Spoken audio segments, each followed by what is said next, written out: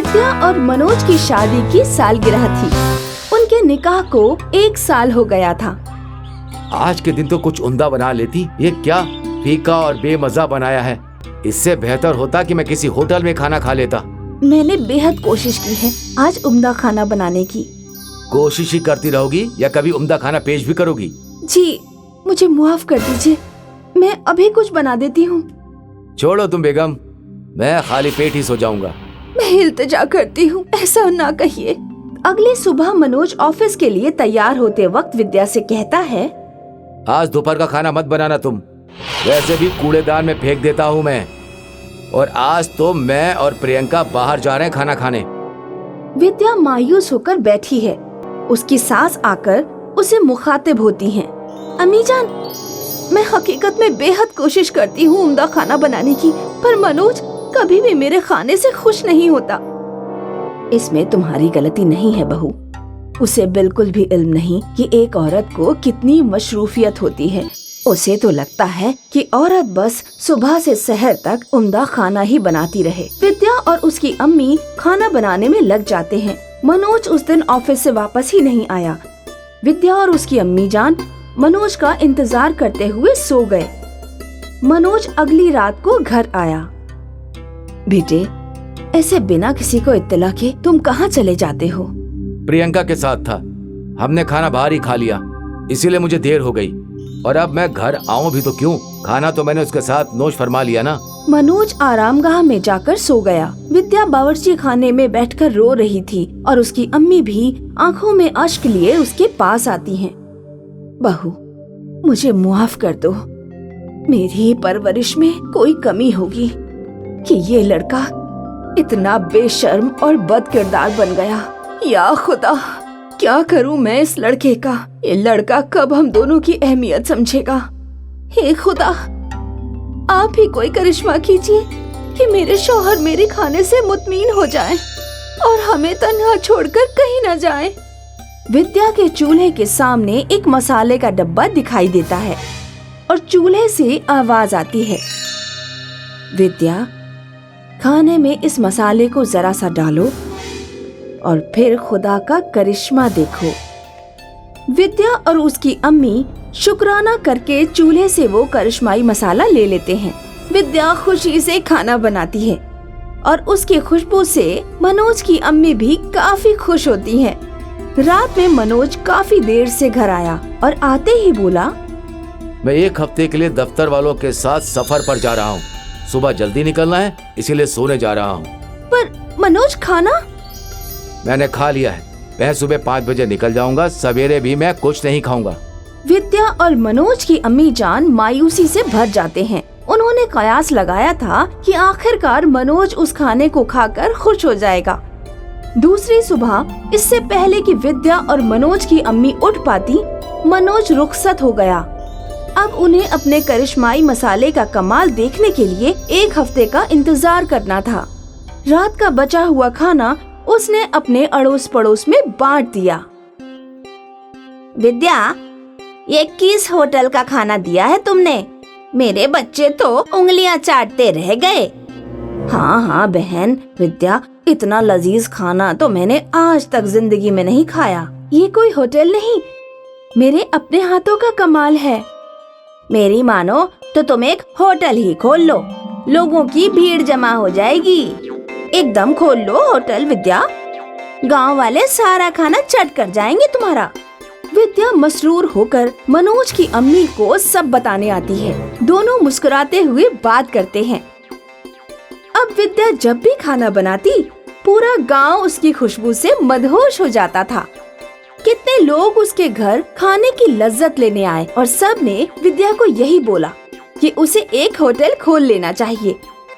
आखिरकार विद्या और मनोज की अम्मी ने सोचा कि घर के बाहर एक हाथ गाड़ी लगा सकते हैं। उन्होंने 2 ही दिन में एक हाथ गाड़ी लगा ली और उनकी हाथ गाड़ी के आगे गांव वालों की लंबी कतार लगी रहती।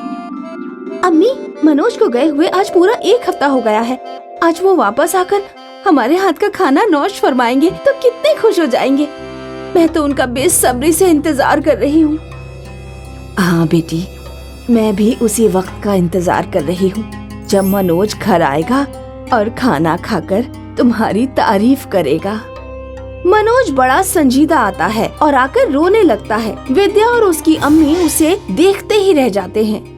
फिर मनोज कुछ वक्त के बाद बात करना शुरू करता है। मुझे माफ कर दो अम्मी, मुझे माफ कर दो। सब खैरियत तो है ना? आप किस बात की माफी मांग रहे हैं? बेटा, सब खैरियत तो है ना? अम्मी, बेगम, मैं किसी दफ्तर के सफर पर नहीं बल्कि प्रियंका के साथ निकाह करने गया था। मैंने सोचा था कि उसके साथ एक हफ्ता रहूंगा, फिर हम दोनों कहीं और जाकर निकाह कर लेंगे। बेगैरत, तूने ऐसा सोच भी कैसे लिया?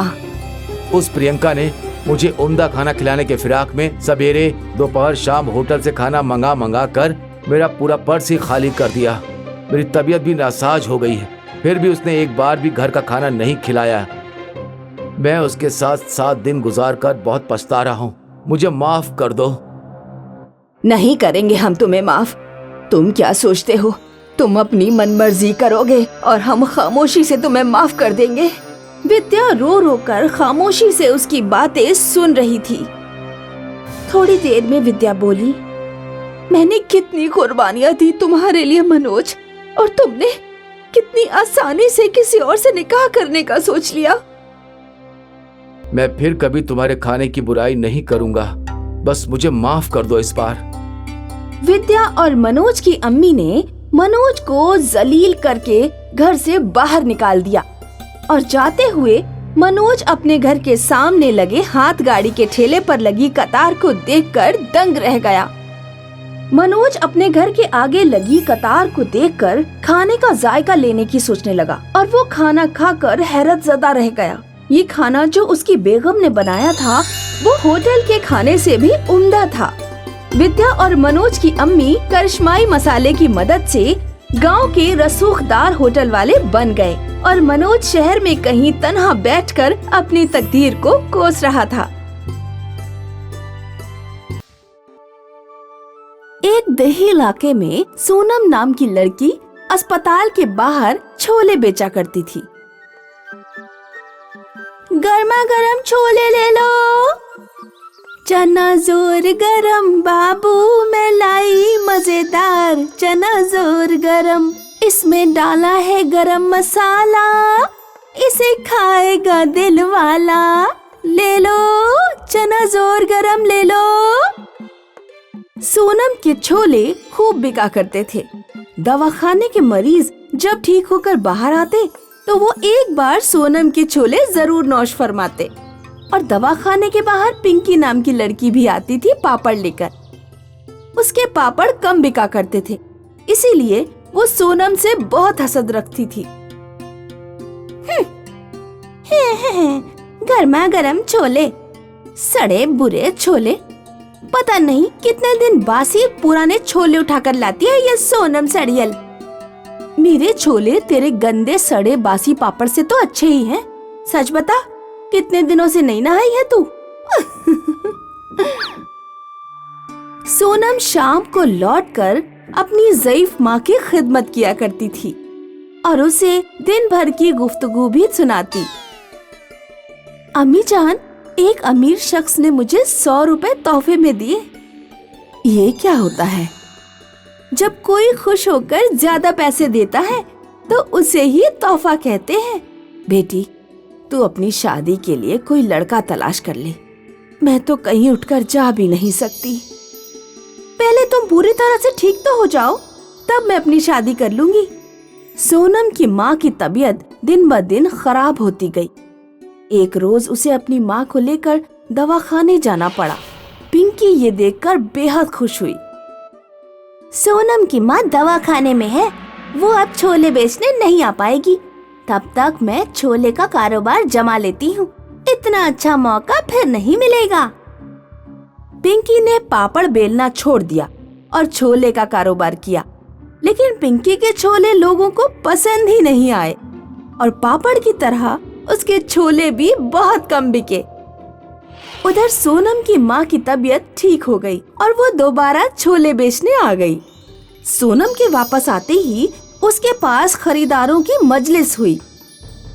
मैंने छोले बेचे तो किसी को पसंद नहीं आए, और इस मरियल के छोले को देखो, लोग कैसे लबालब नौश फरमा रहे हैं। इसे और इसके कारोबारी लोगों को मजा चखाना होगा। पिंकी चुपके चुपके सोनम पर नजर रखने लगी।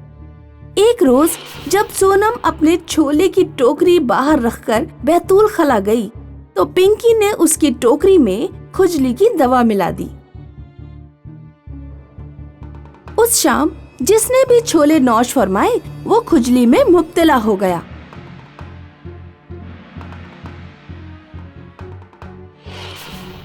लोग सोनम को दवा खाने के सामने से भगा देते हैं। पिंकी ये सब देखकर बेइंतहा खुश होती है। अब आया ना मजा। सोनमपुर मीरपुर जाने वाली राह पर बैठकर रोने लगी। अब मैं अपनी माँ का इलाज कैसे कर पाऊंगी? सोनम के पास एक ज़ईफ औरत खाना मांगने आई। बेटी, अपनी टोकरी के कुछ छोले मुझे भी दे दो, बहुत भूख लगी है। अम्मा, ये छोले मत खाओ, इसमें किसी ने कुछ मिला दिया है। मेरे पास 100 रुपए हैं, चाहो तो ये ले जाओ, कहीं से खाना खरीद कर खा लेना। सोनम ने जिस ज़ईफा को अपना 100 का नोट दिया था, उस ज़ईफा ने छोलों की टोकरी पर हाथ रखा। कुछ मोजिज़ा हुआ, फिर वो ज़ईफा चली गई। सोनम खुजली वाले छोले लेकर घर पहुंची। उसने ये वाकया अपनी माँ को बताया। ला, एक चम्मच छोले खाकर मैं देखती हूँ, पता चल जाएगा कि इससे खुजली हो रही है या नहीं। माँ ने एक चम्मच छोले नौश किए। छोले खाते ही सोनम की माँ एकदम अच्छी हो गई। मेरी दुख्तर, मैं बहुत अच्छा महसूस कर रही हूँ और मुझे कहीं खुजली भी नहीं हो रही। लगता है तुम्हें कोई गलतफहमी हुई होगी। तुम इन्हीं छोलों को दोबारा फरोख्त करने जाना।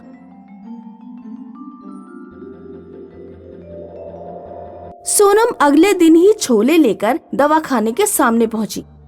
दवाखाने के बाहर ये बात तेजी से फैल गई थी कि ये लड़की तिलिस्मी छोले बेच रही है, जिसके छोले खाने से कई बीमारियां ठीक हो रही है। सोनम के पास मरीजों की भीड़ उमड़ने लगी। लोगों ने उसे 2 गुने 3 गुने पैसे दिए और छोले खाए और सभी अच्छे होकर घर लौट गए। पिंकी को भी ये बात पता चली। तिलिस्मी छोले, ये क्या पागलपन है, जरा मैं भी तो खाकर देखूं। पिंकी ने सोनम के छोले खरीदे। जैसे ही उसने छोले खाए, उसे बुरी तरह खुजली होने लगी। अरे अम्मा, मैं तो मर गई। ये क्या हो रहा है? बहुत तेज खुजली हो रही है। मर गई। अरे मर गई मैं। सोनम ने देखा कि वो ज़ईफा जिसे उसने 100 का नोट दिया था, दूर खड़ी मुस्कुरा रही है। सोनम समझ गई कि तिलिस्मी छोले वो ज़ईफा का कमाल है। ज़ईफ औरत पिंकी के पास गई और बोली, क्या अब भी तुम किसी दूसरे के सामान में उल्टी सीधी चीज तो नहीं मिलाओगी? अगर तुम वादा करो तो मैं तुम्हारी खुजली ठीक कर दूंगी। हाँ, जी, मैं वादा करती हूँ, मेरी खुजली जल्दी से ठीक कर दीजिए। आगे से कोई शरारत नहीं करूंगी मैं, सच में। ज़ईफ औरत पिंकी को ठीक कर देती है और गायब हो जाती है।